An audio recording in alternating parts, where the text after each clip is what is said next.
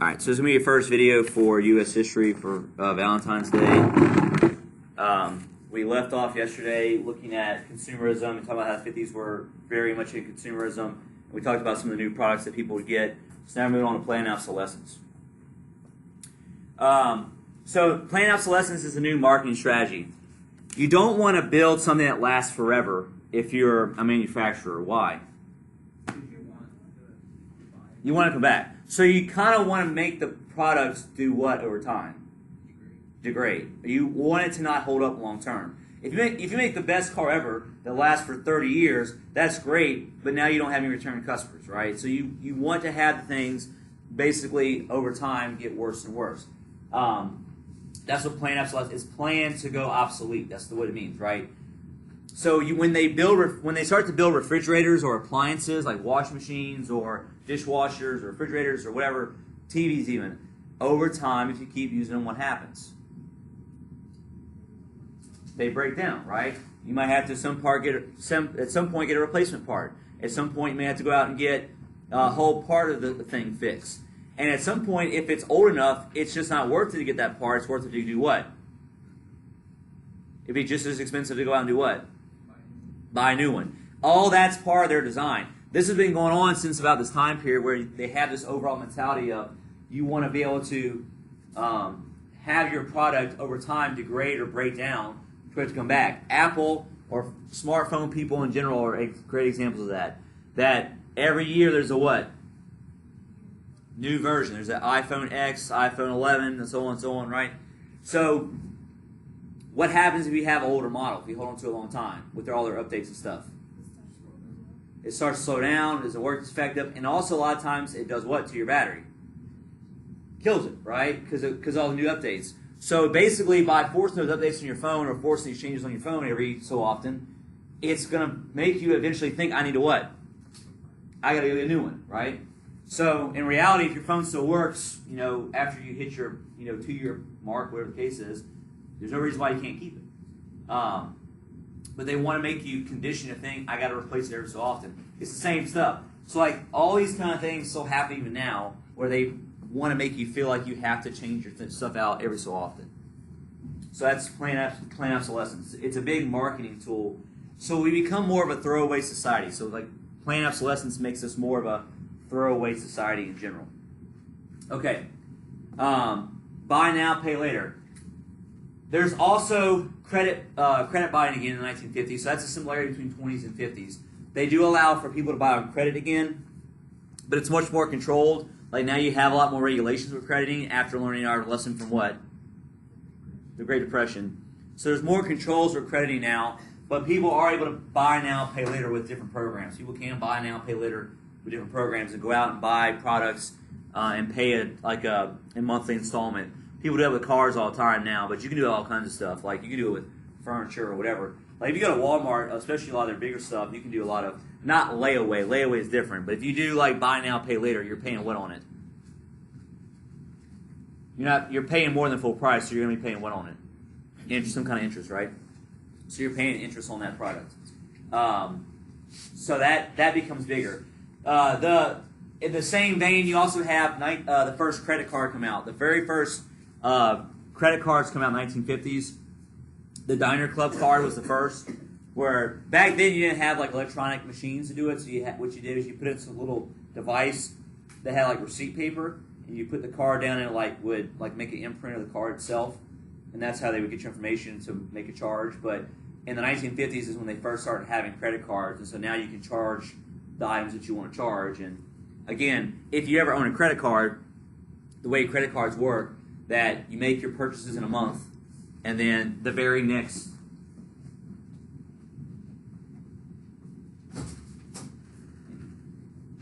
month you make your payment. If you make your payment the very next month, you pay no what on it?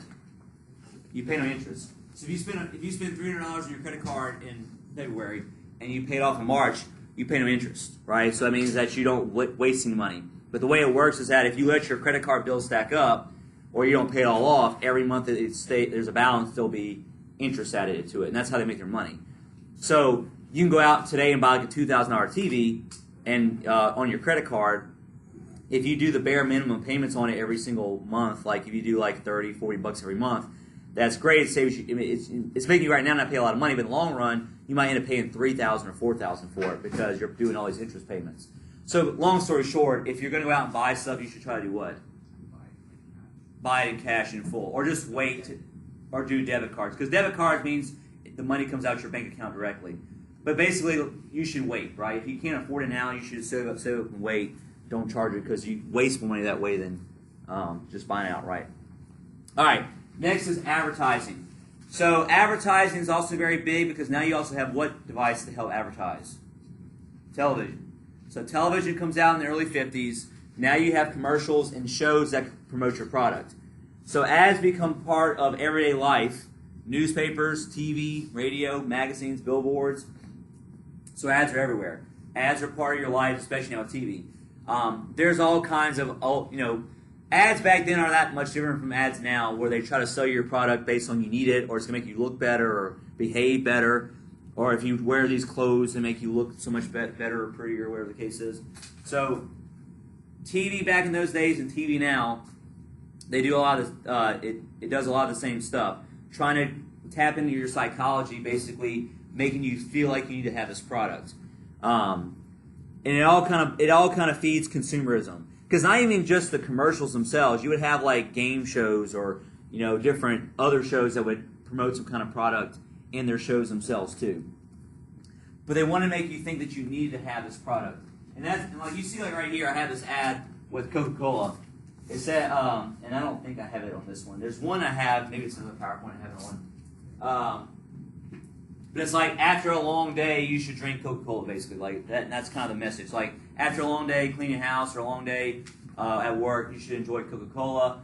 This is the ad, like how TV benefits your children, right? So the merits of watching TV. Mom gets a new refrigerator, right? So she gets to save all this time and throw her apron away. Mary, no reason to neglect your stockings, right? You should still wear stockings. Even if you're a housewife who doesn't go out the house all day, just stays at home all the time. We'd like to thank you for your business, Advanced Industry with a Gentle Touch. So they got toothpaste. You have this smoking pack advertisement. Before you scold me, Mom, maybe you should light up a Marlboro, meaning like before you hit me or yell at me, Mom, maybe you should go light a cigarette and chill out first, right? So all these different ways to like tap into you and your psychology back then made you want to have these products, right? And that's kind of the overall theme here. So that's this. Questions about this? Wait a minute. All right. And in a second here, I'm gonna change slides, but I'm gonna show you also a couple commercials and a couple other things too from that time period. Everybody's good with this? Any questions? Move on. Okay. All right. Moving on to the next slide. We're looking at television. So we've been talking about TV. Let's talk about TV and what it showed and what its impact was. The first TV was made available in 1948. So you don't have television until right after World War II. And at first, it was not it was not many people had it. It was kind of bought only by a handful of people at first. So by 1950, not many people had it. By 1950, only 9% of homes had a television. By 1950, only 9% of homes had a television. But as the decade goes on, it becomes a big hit, and so by 1960, 90% of homes have a television. So you go from 9% in 1950 to 90% in 1960. Now, back in those days, how many TVs did you own? You had one. You had one in the family room, that's it. Because how many channels did you have? Like 3. Like you had ABC, NBC, CBS, and that's it, right? So basically, you got national programming the same way everybody else got it too. TV also ran differently back then. Obviously, it's still black and white. The first color TVs don't come out until the 60s. So everything's black and white. TV would start in the morning, like around 6 o'clock in the morning. The first shows would come on. And at nighttime, it would end. So like at 10 p.m. or 11 p.m., depending on the night of the week, TV would just end. What's kind of funny is they would play the national anthem. Like they would come on with a flag, play the national anthem, and it would just go to like static the rest of the night. So there wasn't like 24-hour TV back then, just that. So back then, in those days, like if you watched a show like I Love Lucy, who watched it? Pretty much everybody, because and your family, because there's only 3 channels, right? You didn't have all these options like you have now, where you have Hulu and Netflix and YouTube and all kinds of other stuff that have all kinds of content now, and just regular TV as well. So anyway, there's just a wide array of stuff you could see on television back then. TV will be regulated by the FCC, just like radio is. So FCC will regulate TV and radio. You don't have to really know the full name. It's the Federal Communications Commission, but if you just have FCC, it's fine. FCC is the government agency that regulates TV and radio then and now. So like if somebody says a bad word on TV, or somebody exposes themselves on TV, and it's deemed inappropriate, they make that company then pay what? A fine for it, right? So yeah, so basically that happens then and now, where they make people pay fines if you expose yourself. Like for example, we just had a Super Bowl years ago. Are y'all aware of the whole Janet Jackson thing from like a long time ago, where she exposed herself on stage and stuff? So like they made them pay a fine because that was unexpected, and that was like prime time TV, where like little kids are watching the Super Bowl, so like you can't do that. But like on certain channels, they don't really care after a certain time. So like if you have like FX or Comedy Central and you watch like late night TV on there, and you see movies come on that they'll have the language, and that's okay, because why? What's the thinking about 10 p.m. on Comedy Central?